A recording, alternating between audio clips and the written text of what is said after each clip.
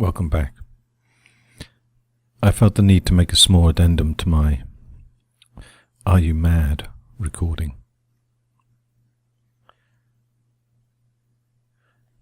It's a funny thing talking to yourself, which is exactly what I'm doing. I know that some people listen to my words, but right now, in this moment, I'm just talking to myself. And as you probably know, that is one of the definitions of madness.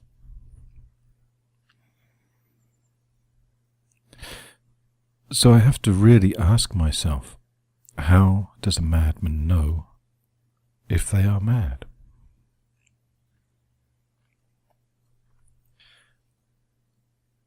In my recording, I mentioned Michel Foucault. Now, he published in the 1960s Madness and the Civilization, where he said that madness had become established as a recognizable characteristic of human behavior. And it was that so we, society, could justify incarcerating individuals within a mental asylum. So, if we go by that definition, madness is not about the self. It is a construct of society, a way that we have created together. We have accepted together. We have taken on board this fact together. And we've done it to keep us safe, to keep us warm, safe from harm from the crazy people, from the people with a different way of seeing the world. And isn't it crazy to be afraid of those with different views? Do they challenge our world to the extent that it will harm us? Do they really? And look at the people around you. You see so many people in your world, in your street, in your shops.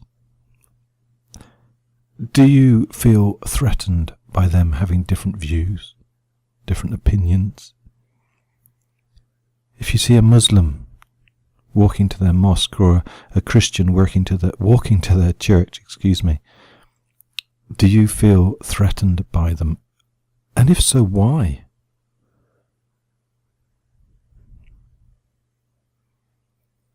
Maybe you fear change. Maybe you fear that their belief system will influence yours, it will influence your children's, it will change your world. But what if your belief system is strong enough that there is no threat, there is no fear?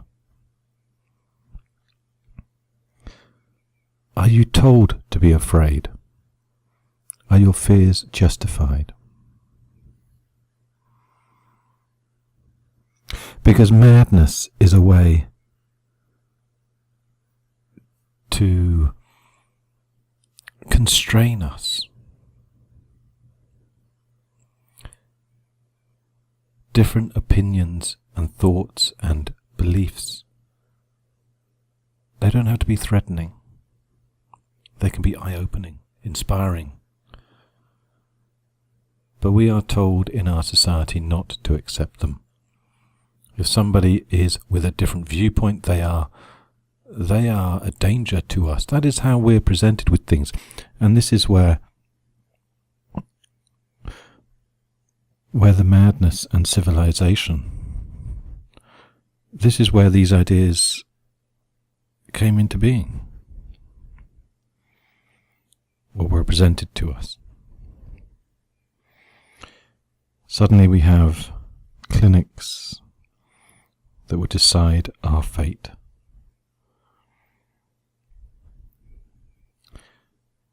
If you can feel emotions, if you can feel the sun warm your body and breathe the air deeply,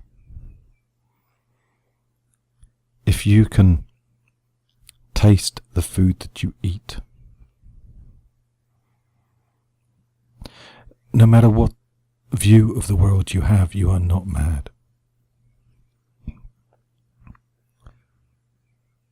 But if you lose that taste and you just eat for the body and not for the mind or the spirit, then you are disconnected, and I suggest that is madness. Perhaps that is the madness that we are in for the 21st century. Perhaps our technology... No, that's not fair. It's not our technology. But perhaps our reliance on Western view of technology, of its separation, that the machine will save us. Perhaps that has led to us separating these states of minds, these states of being. Or perhaps I just ramble. Perhaps both. Yes, I think both. So, excuse me if this rambling is a little bit more than usual. Hopefully you will think about madness. I hope you will look at yourself and others and ask yourself if you're mad.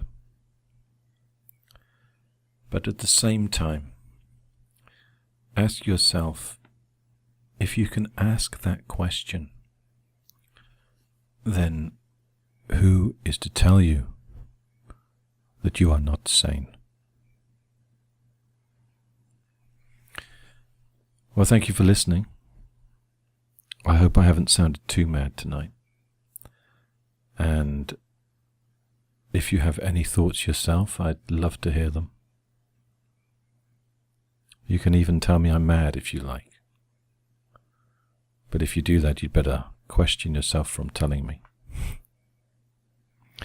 I hope you see some sanity in my words, and once again, thank you for listening.